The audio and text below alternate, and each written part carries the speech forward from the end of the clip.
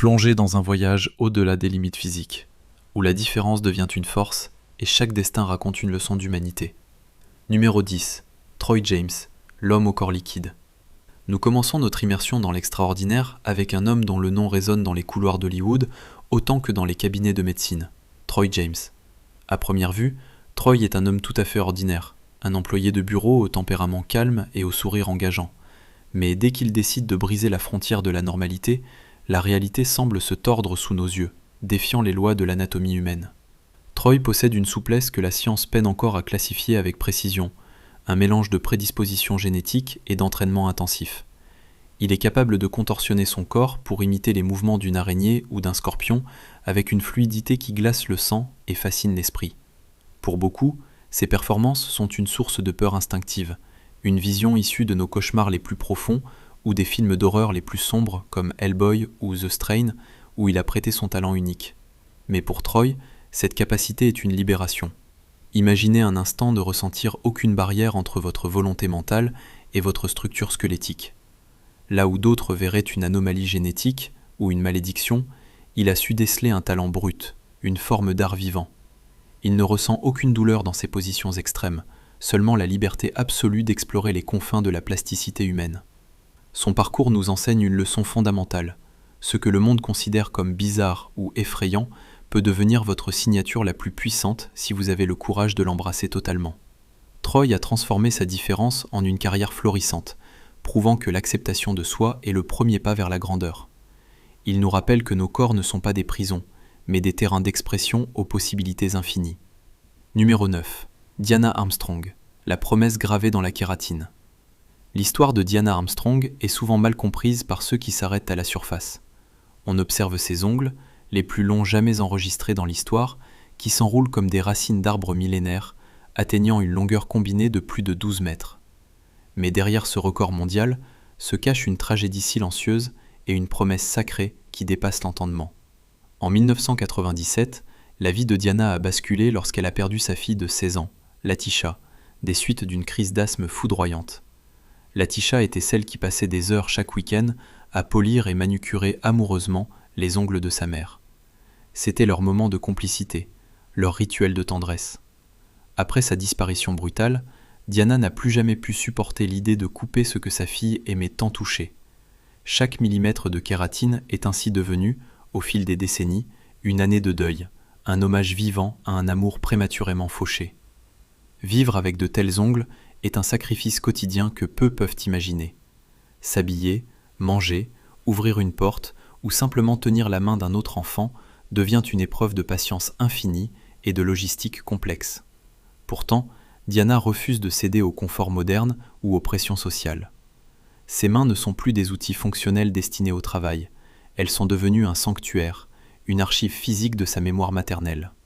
Son histoire nous rappelle avec force que nos choix esthétiques les plus extrêmes sont souvent les cicatrices visibles de nos paysages intérieurs les plus profonds.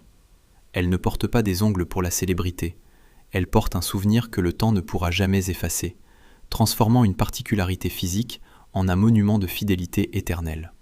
Numéro 8. Abiodun Adegoke, le titan nigérian face à son destin.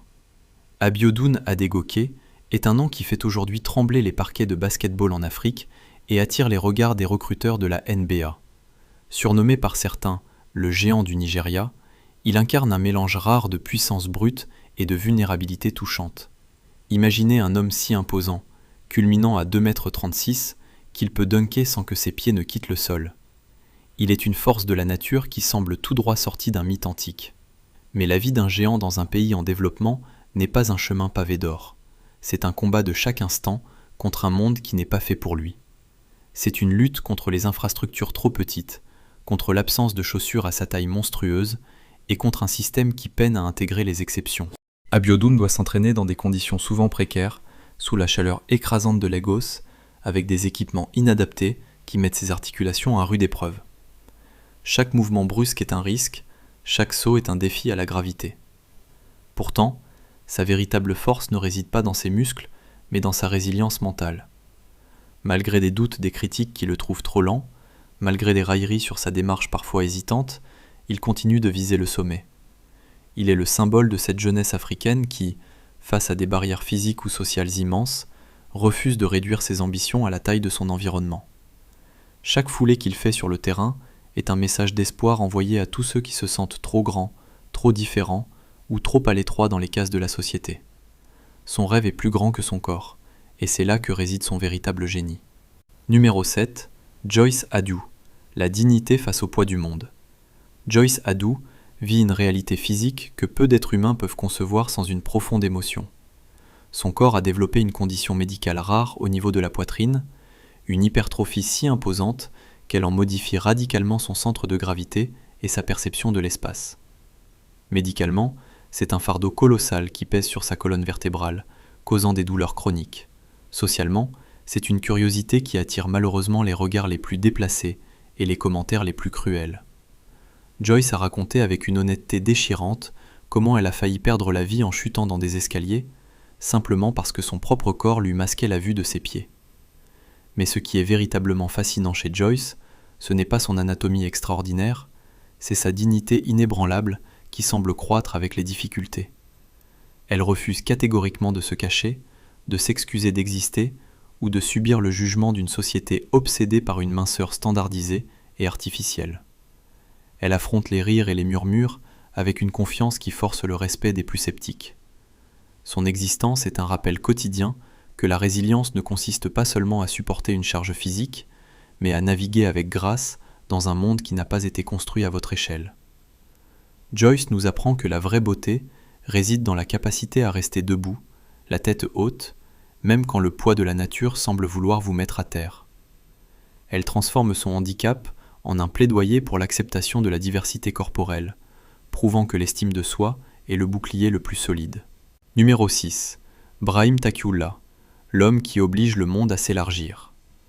Brahim Taqiullah, originaire du Maroc, détient le record mondial des plus grands pieds du monde, taille 58. Pour lui, la vie est une série de défis techniques permanents que nous, personnes de taille moyenne, ignorons totalement. Imaginez que chaque paire de chaussures ne puisse pas être achetée en magasin, mais doivent être commandées comme une pièce d'ingénierie complexe, coûtant des milliers d'euros et nécessitant des mois de fabrication. Atteint d'acromégalie, une pathologie causée par une tumeur bénigne de l'hypophyse qui libère trop d'hormones de croissance, le corps de Brahim a longtemps refusé de s'arrêter de croître. Mais au-delà des mesures vertigineuses, Brahim est un homme d'une douceur et d'une intelligence remarquables. Il doit naviguer dans une société conçue pour des standards qui ne sont jamais les siens. Chaque cadre de porte est un risque de blessure. Chaque siège de transport public est une torture pour ses jambes. Chaque lit d'hôtel est une prison trop courte pour son repos. Pourtant, Brahim a courageusement choisi de ne pas vivre sa condition comme une infirmité honteuse, mais comme une opportunité unique de sensibiliser le monde à la différence. Il a transformé sa condition médicale en un message global. La valeur d'un être humain ne dépend pas de sa capacité à rentrer dans le moule préétabli, mais de sa force intérieure pour obliger le monde à s'élargir, à s'adapter et à faire de la place pour tous. Il est un géant, non pas seulement par sa stature physique, mais par la noblesse de son combat quotidien pour l'inclusion. Sa patience face aux obstacles matériels est une leçon de philosophie appliquée. Numéro 5. Sultan Kösen, la solitude et la splendeur du sommet. Sultan Kösen est, à ce jour, le point culminant de l'humanité vivante. Avec ses 2,51 m, cet homme turc contemple le monde d'une perspective que personne d'autre sur cette planète ne peut partager. Il vit littéralement au-dessus de la foule, dans une zone où l'air semble différent. Mais être au sommet est souvent synonyme d'une profonde et vertigineuse solitude. Sa croissance phénoménale a été un combat constant contre la gravité. Ses os et ses articulations crient sous le poids de sa stature, et chaque pas nécessite un effort de volonté et l'aide de béquilles pour stabiliser ce monument humain. Ses mains sont si vastes qu'elles peuvent cacher le visage d'un adulte, un rappel constant qu'il appartient à une catégorie d'êtres à part, presque mythologique. Pourtant, Sultan n'a aucune amertume envers la vie. Il a choisi la bienveillance, l'humour et l'ouverture aux autres comme rempart contre l'isolement. Il voyage inlassablement à travers le globe en tant qu'ambassadeur, tendant ses mains géantes vers des inconnus, partageant un sourire sincère qui dépasse toutes les barrières linguistiques et culturelles. Il nous prouve avec éclat que même si votre corps est une structure hors norme qui vous isole physiquement, votre cœur peut se rester un pont, une ancre de simplicité et de connexion humaine. Sultan n'est pas seulement grand par la taille, il l'est par sa capacité à rester humble et accessible malgré sa stature de monument vivant. Sa quête de l'amour et d'une vie de famille normale, qu'il a fini par concrétiser, montre que les désirs les plus fondamentaux sont les mêmes, peu importe notre hauteur. Numéro 4. Asha Mandela. La couronne de patience et de spiritualité. Asha Mandela ne porte pas de bijoux extravagants pour briller. Elle porte une légende vivante sur ses épaules. Ses cheveux, qui mesurent plus de 33 mètres de long, sont le fruit de plus de 40 ans de patience, de soins méticuleux et de dévouement total. C'est un poids physique colossal, pesant parfois près de 20 kilos lorsqu'ils sont mouillés, ce qui exerce une pression constante sur son cou et sa colonne vertébrale. Pour Asha, surnommée la Rapunzel noire, ces dreadlocks ne sont pas une simple coiffure ou un accessoire de mode superficiel. C'est une extension de son essence même, un lien spirituel vibrant avec ses ancêtres, sa culture et sa foi. Chaque mèche raconte une année de sa vie, chaque nœud est une prière, un espoir ou un souvenir cristallisé.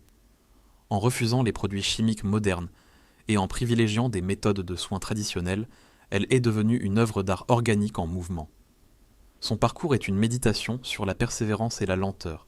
Dans notre monde moderne, obsédé par la rapidité, l'immédiateté et les résultats instantanés, Asha nous montre que la véritable beauté est une culture lente, un jardin que l'on soigne avec amour pendant toute une vie. Elle porte ses cheveux comme une couronne royale, prouvant que la volonté humaine peut transformer une caractéristique naturelle en un symbole puissant de liberté et de résistance identitaire. Elle est ça la preuve que la patience est une forme de génie. Numéro 3. Chandra Bahadur. Dangui. La force immense du minuscule. À l'opposé symétrique des géants de ce classement, Chandra Bahadur Dangui ne mesurait que 54,6 cm. Ce petit homme, né dans les montagnes reculées et escarpées du Népal, a vécu la majeure partie de sa vie dans l'ombre absolue, travaillant dur dans un village isolé où personne ne soupçonnait qu'il était une merveille mondiale. Ce qui rend l'histoire de Chandra absolument magnifique et inspirante, c'est la sérénité profonde qui émanait de lui. Malgré une vie marquée par la pauvreté extrême et les limitations physiques évidentes liées à son nanisme primordial, il n'a jamais laissé sa petite taille diminuer l'ampleur de son esprit ou sa joie de vivre. Lorsqu'il a enfin été découvert par le monde à un âge avancé, il a parcouru les continents avec une curiosité d'enfant, rencontrant les plus grands géants de la Terre, dont Sultan Kösen. Cette image iconique de l'homme le plus petit rencontrant le plus grand est l'une des plus puissantes et des plus émouvantes de l'histoire moderne. Elle symbolise la rencontre des extrêmes de l'expérience humaine. Elle prouve de manière irréfutable que la valeur d'un être humain ne se mesure pas à l'espace physique qu'il occupe dans une pièce, mais à la magnitude de sa volonté et à sa capacité à sourire avec dignité face à l'adversité. Chandra nous a quittés en laissant une leçon éternelle. On peut être le plus petit des hommes aux yeux de la biologie et posséder l'âme d'un titan aux yeux de l'humanité entière. Numéro 2. Usain Bolt. L'éclair né de l'imperfection physique. Tout le monde sur cette planète connaît le nom d'Usain Bolt, l'homme le plus rapide de tous les temps, l'éclair de la Jamaïque. Mais ce que beaucoup oublient, le tenir éloigné des pistes d'athlétisme de haut niveau. Ses longues jambes, que ses camarades de classe moquaient cruellement en l'appelant la tige, étaient entreperçues par les Ramon Tarrache par les experts comme un handicap majeur pour les départs explosifs du 100 mètres. On lui répétait qu'il était trop grand, trop déséquilibré, trop atypique pour égaler les sprinteurs compacts et musculeux. Usain Bolt aurait pu essayer de lisser sa technique, de gommer ses particularités pour copier le style académique des autres. Au lieu de cela, avec l'aide d'un entraînement visionnaire, numéro 1, Manute Bol, le géant dont le cœur dépassait la taille. Au sommet de notre classement se trouve un homme, dont la stature physique n'était que le reflet pâle de sa grandeur d'âme, Manute Bol. Avec ses 2,30 m et sa silhouette d'une finesse incroyable, presque irréelle, il a marqué l'histoire de la NBA par ses contres phénoménaux. Mais ce n'est pas pour ses statistiques sportives ou sa carrière de basketteur qu'il occupe la première place aujourd'hui. Manute Bol est le plus grand géant de cette liste à cause de l'usage sacré qu'il a fait de sa vie et de sa notoriété. Né au Soudan, issu du noble peuple d'Inca, il n'a jamais oublié la poussière de ses racines, même au sommet de la gloire et de l'opulence américaine. Il a utilisé presque chaque dollar gagné sur les parquets, des millions de dollars, pour financer des causes humanitaires vitales dans son pays dévasté par une guerre civile sanglante. Il a construit des écoles, là où il n'y avait que des ruines, des hôpitaux, là où régnait la maladie, et a lutté sans relâche pour la paix, allant jusqu'à risquer sa propre sécurité et sa santé lors de missions périlleuses. Manute a fini sa vie avec un corps usé par les épreuves et une fortune totalement épuisée par sa générosité sans limite, mais avec une richesse spirituelle sans aucun précédent. Il nous a montré, de la manière la plus pure et la plus radicale qui soit, que la taille de vos bras ou de vos jambes n'a d'importance que si elle sert à élever ceux qui sont tombés et à protéger les plus faibles. Sa vie est le rappel ultime que la véritable grandeur humaine ne se mesure jamais en mètres ou en centimètres, mais en volume de compassion et en profondeur de sacrifice. Il reste pour l'éternité le géant au cœur d'ange, celui qui a utilisé sa hauteur pour voir plus loin la souffrance des autres. Numéro 11. Moment des cas imprévus. Au cœur de la vallée de l'éveil vivent des êtres uniques. Laïa, avec son cou gracieux comme une gazelle, est la guetteuse des cieux. Elle voit les tempêtes avant qu'elles n'arrivent. À ses côtés, Koro, l'ancien. Ses oreilles allongées écoutent le chant des racines profondes, tandis que son nez perçoit le parfum des pluies lointaines. Ensemble, ils protègent le secret de l'eau. Leur apparence n'est pas une anomalie, mais un don sacré de la terre-mère. Dans ce village caché du monde moderne, chaque trait raconte une légende millénaire, une harmonie parfaite et éternelle entre l'homme et la nature sauvage. Portez votre unicité avec fierté, car c'est dans nos différences les plus extrêmes que réside la véritable beauté de l'humanité.